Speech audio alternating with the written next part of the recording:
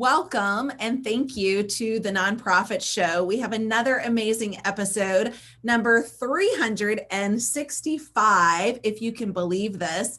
This has been the longest 2 weeks of my life. Thank you, Julia Patrick, because we really did start this March of last year with the intention that this would last about this being COVID, about 2 weeks. And so we were like, let's just show up, be of service. Today we have Raychl Speigner with us, and she's going to share more about fundraising success and how you can set up to be as successful as possible. We also want to say thank you to ourselves, I believe, is that next slide. Julia, you got to get on it, sister. You got to keep up. I know. I'm still talking about hair, thinking about hair. Okay. Julia Patrick, Hair Envy, CEO of the American Nonprofit Academy.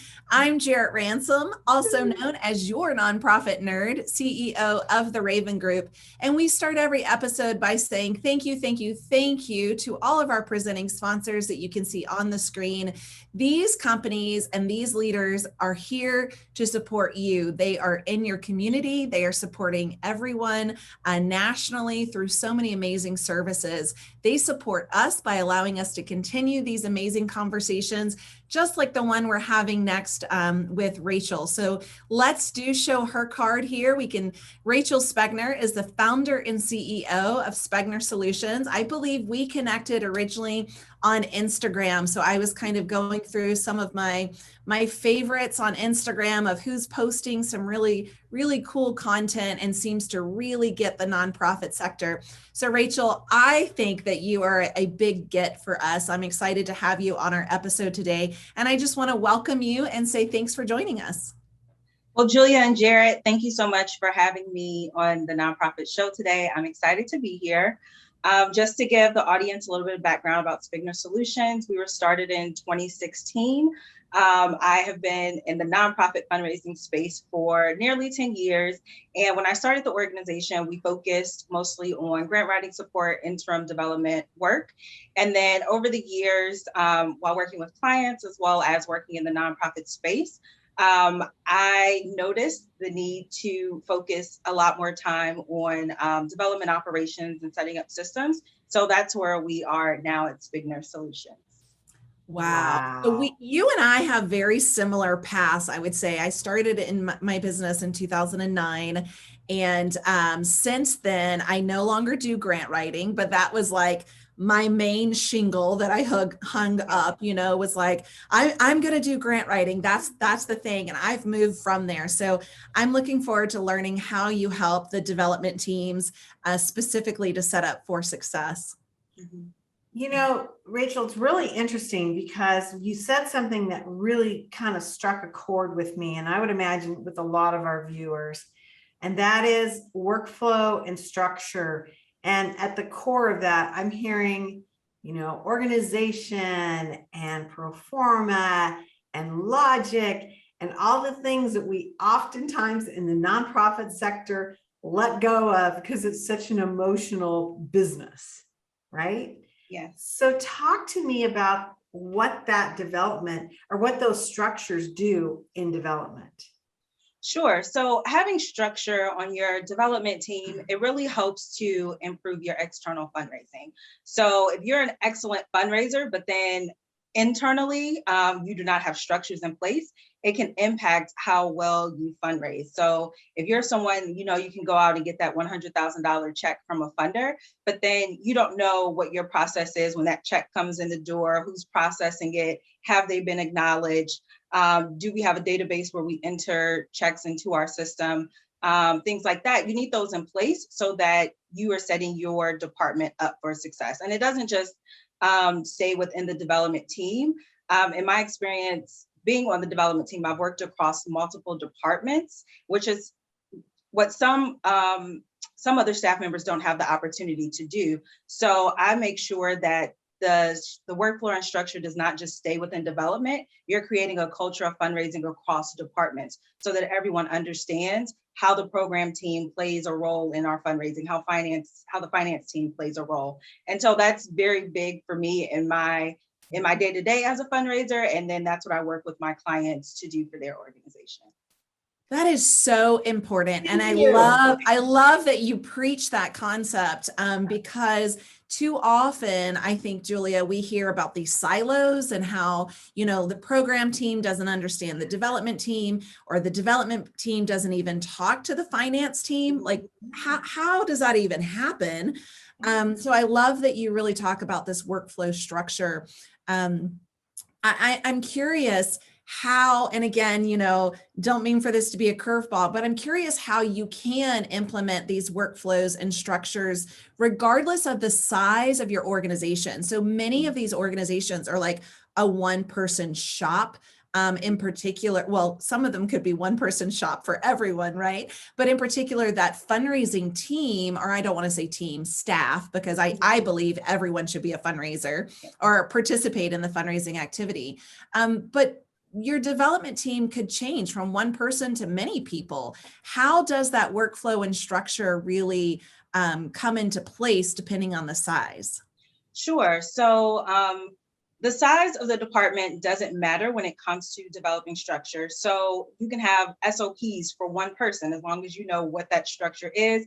Here's how this one person, how you, if you are the one person, will handle all of these responsibilities. And as your organization grows, you have that one document in place. And then as you get more staff, you'll add more layers to that SOP, but at least you have a starting point, especially in the nonprofit sector where there's a high turnover rate and you want to avoid losing that institutional knowledge.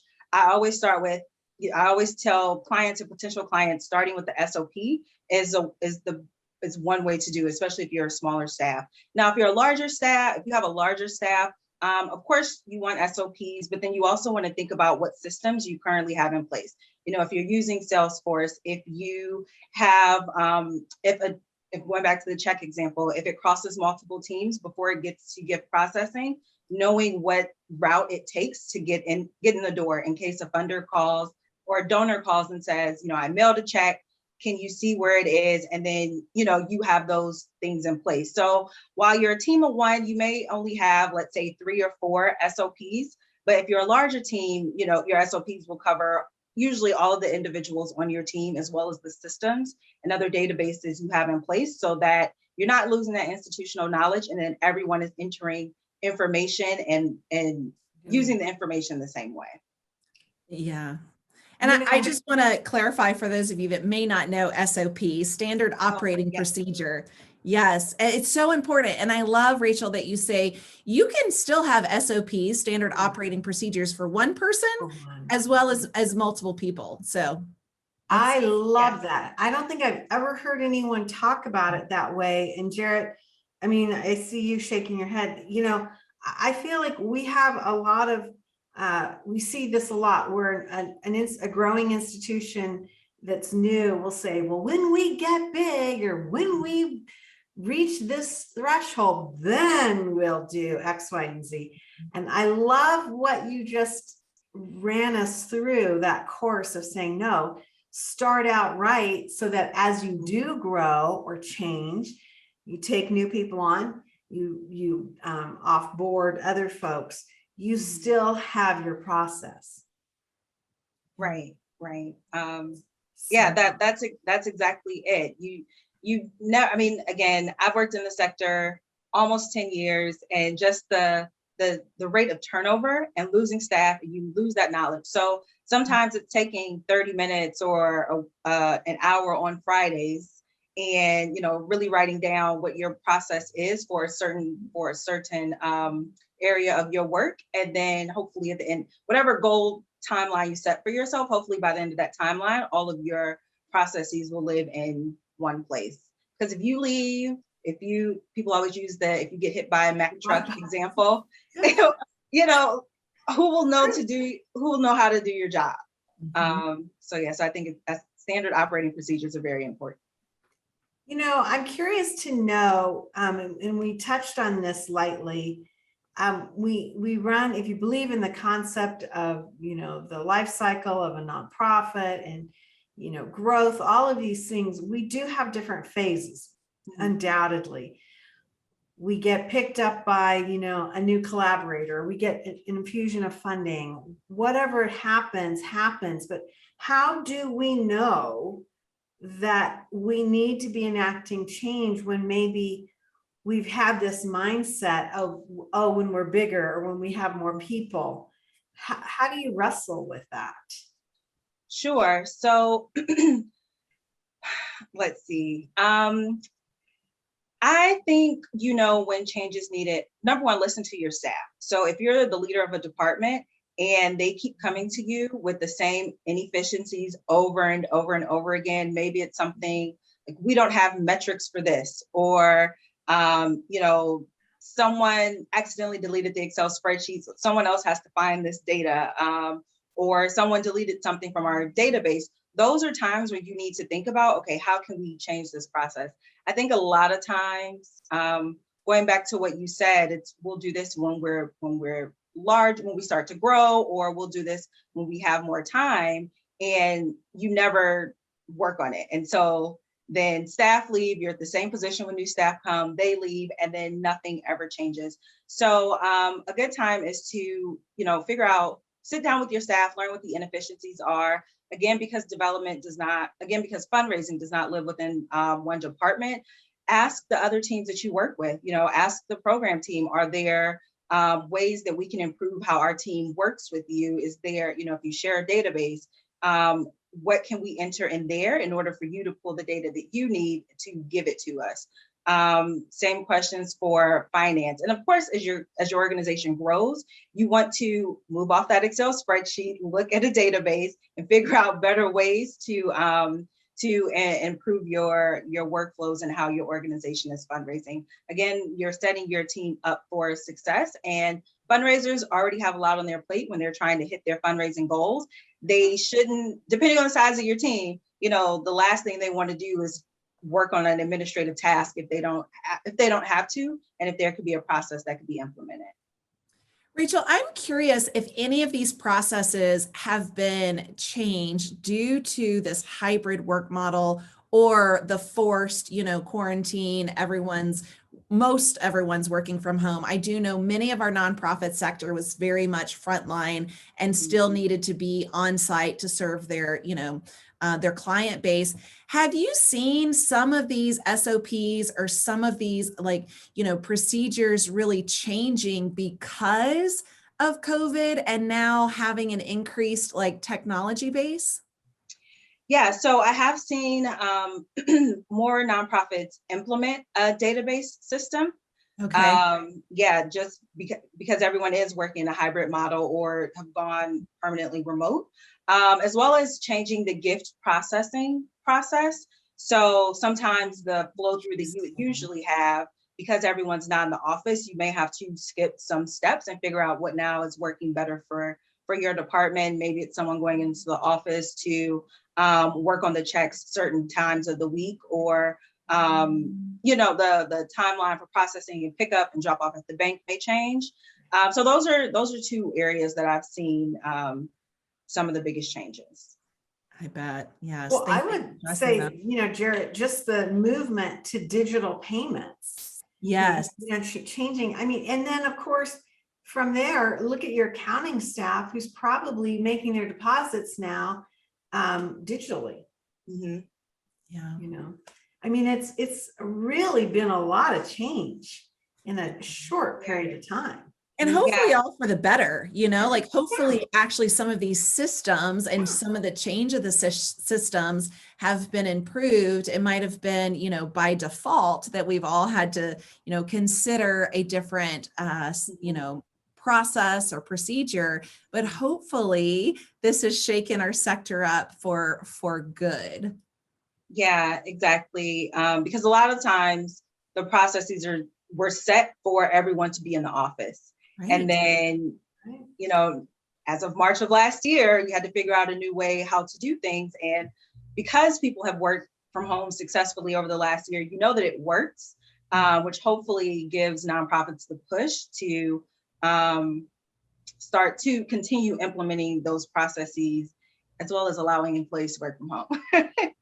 Yeah, I think so. I'm curious, do you see, I mean, in the year that you've been doing this work all along, but then you go into this year with COVID and all of these strategies are forced change strategies. Mhm. Have you seen that the nonprofit sector by departments, like say, accounting versus development versus programs, that some departments have been more reticent to adapt change? Or what has that theory of change been like? Has it been positive? Have they been like, we've been looking for this? Or has it been like, no, we don't want to make a change? Yeah, in my experience, I don't think it's department specific, but more on the individual, and how long they have worked in an organization and how long they've been doing things a certain way. I think anytime there's change, some individuals will be resistant to it. But I think when you implement change and introduce change, you have to show those individuals how this process will help them do their job better, or well, not better, because people may take offense to that, but be more efficient at that work. Maybe you don't have to do it. Maybe you don't have to do the 10 steps. You can do the 5 steps and you'll get to the same result. So like I said, I don't think it's department specific. It's focusing more on individuals and making sure that they understand why this change is needed. Sometimes you have to sell it more to others in order for the change to work. I think sometimes, especially when we've been doing something for so long, it becomes natural. It's like, oh, it's Monday. This is what I do on Monday. It's Wednesday, or the second Wednesday of the month. This is what I do on the second Wednesday of the month. So it really becomes, just such that natural cadence. But I'm curious, Raychel, if you recommend or if you've heard of maybe these processes having an audit or an assessment. I sometimes struggle using that word audit because I know it's really tied to that financial audit for our 990s. But for us to take a look at how we might measure the success, are we still using the most efficient practices? Right. Are there additional steps? Like you said, if there's 10 steps, we can knock it down to 5. Sign me up. I'm all over that plan. Right? I was the one that would cut the corner when we had to run laps at soccer. And I'm like, oh, you mean I could get there sooner if I just kind of cut. Anyway, I shouldn't be outing myself about that. I was like, wow. But do you recommend like assessments or audits for these kinds of efficiencies? Sure. I think you can assess where your organization started and where you are now after you've implemented the processes. And I think the assessment will depend on what processes and workflows your organization now has. So maybe beforehand, you did not have a way to track your grant metrics, right? And then now you've implemented this. So at the end of the grant period, or at the end of your fiscal year, you can look at your development tracker to say, okay, we've hit all of our milestones for these grants, whereas before we were not hitting them. So that's one way you can assess what worked. The number of maybe checks that have been processed in a timely manner, looking at the number of acknowledgement letters. Maybe your organization is behind on getting acknowledgement letters out the door, and now you have a process in place so you can see how many you've actually sent to your donors this year. Another way is to ask your staff what worked, what did not work. When I worked for an organization, after we implemented something for a few weeks, it didn't stick around too long, but what we did was after every reporting process, we would sit down and ask each other what worked when we developed this report and what did not work so that we knew what to change. So of course, asking the staff who are doing the work every day is a good way to gauge if these processes have worked and then where you need to make changes for either the new fiscal year or maybe if you're 6 months in, the rest of the fiscal year. That seems like such a basic concept. It does. But I question if it's really happening.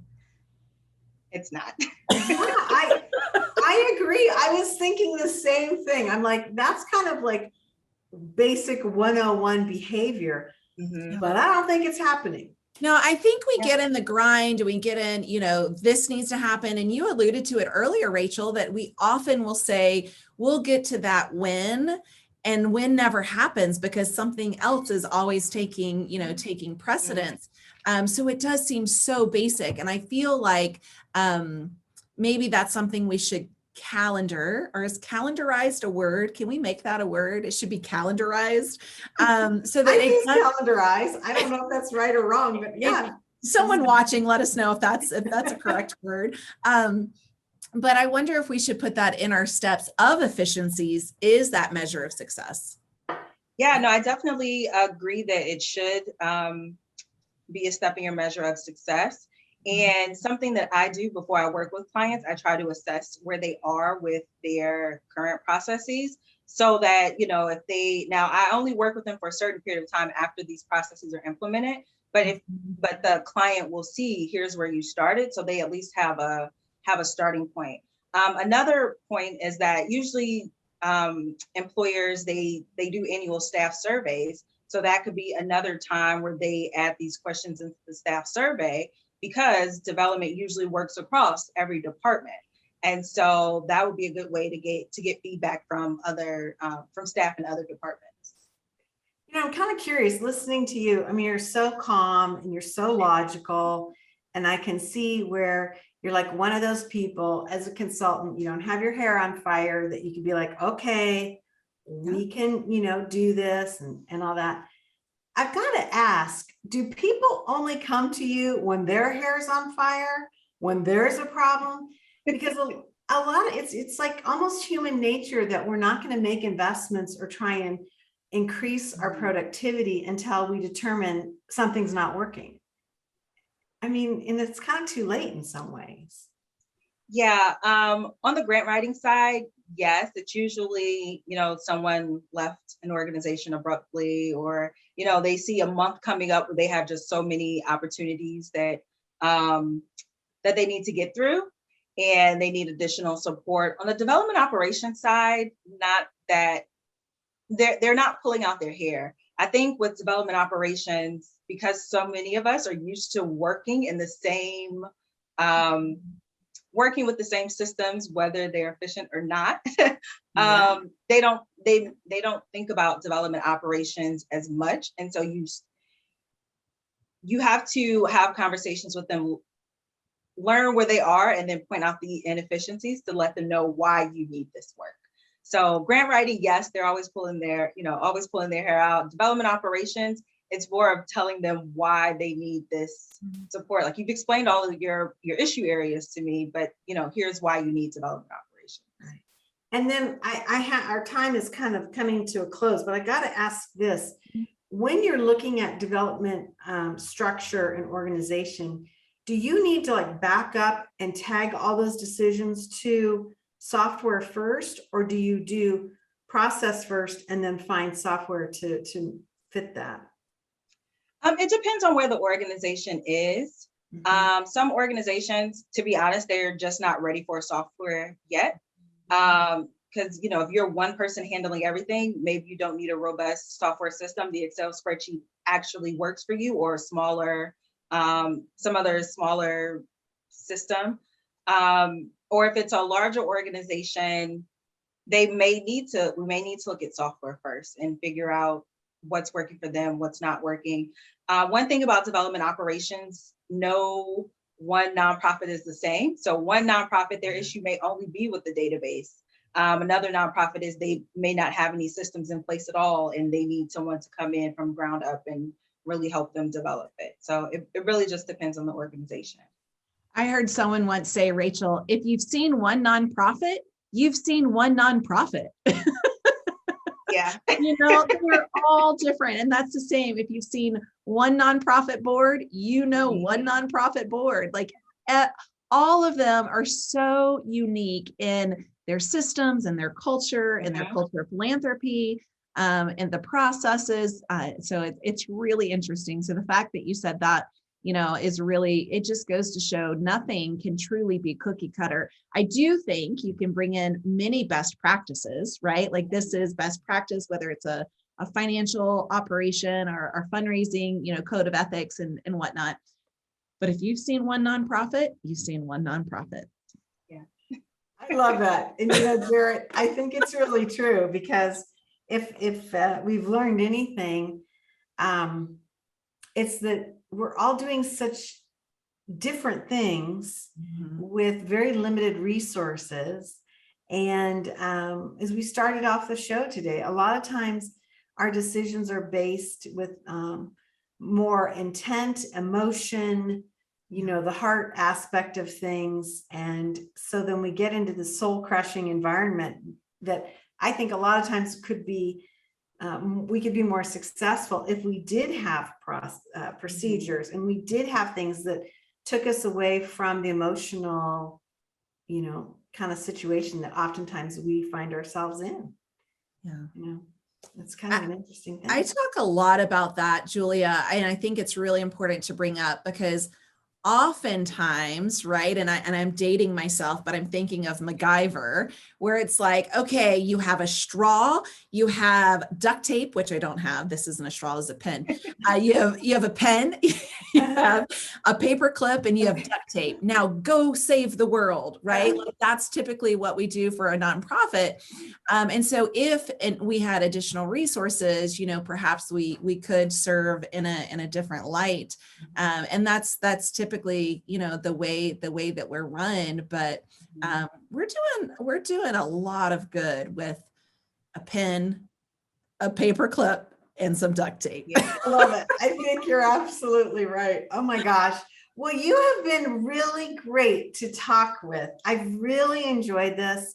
I think that at the core of all this disruption that we've been through, if nothing, we've learned that we have to go back to our systems, trust the system, and maybe recognizing that the system's not working, and that's okay as long as we're willing to make those investments, mindset, financial, cultural, staffing wise, whatever, to elicit more structure so that we can be successful in our mission, vision, and values. So really great to have you on today to talk with you about this. And as you learn more, we want to hear back from you so that we can continue to share these things that we love talking about each and every day. Again, I'm Julia Patrick, CEO of the American Nonprofit Academy. I've been joined by Jarrett Ransom, my nonprofit nerd. I know we call her your nonprofit nerd, but she's my nonprofit nerd. Again, we have amazing presenting sponsors that are with us every day. Jarrett, a lot of people, they've been with us for 2 weeks. I get such a bum rap. I know. A total bum rap on this, but 365 episodes. That's today. That's amazing. Thank you for bringing that up. Hey, a lot of people don't know this, but Jarrett and I, because we only thought this was a 2-week gig, we've had to develop procedures, and we've had to develop, the process by which we could run a daily show now for more than a year. One of those processes that has occurred has been that Jarrett has really taken over a lot of the booking.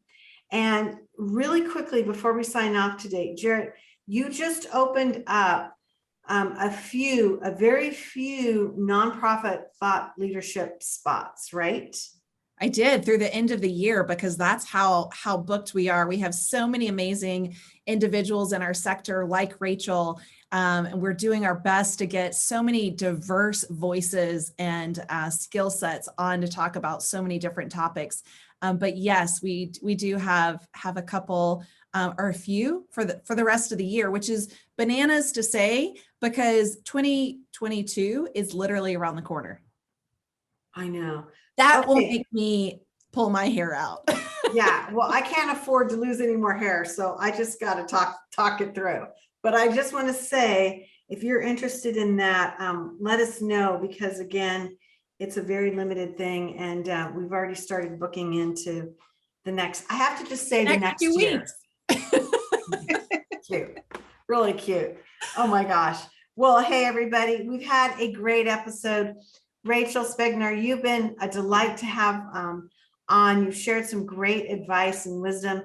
I love your calm demeanor, because I think you prove to me that it doesn't always have to be a drama, that we can use our brains, we can be efficient, and then really manage the work at hand. And there's a lot of work that we need to do. So as we like to end every episode, we certainly want to remind everyone to stay well so you can do well. We'll see you back here tomorrow, everyone. Thanks so much, ladies. Thanks, Raychel. Thank you.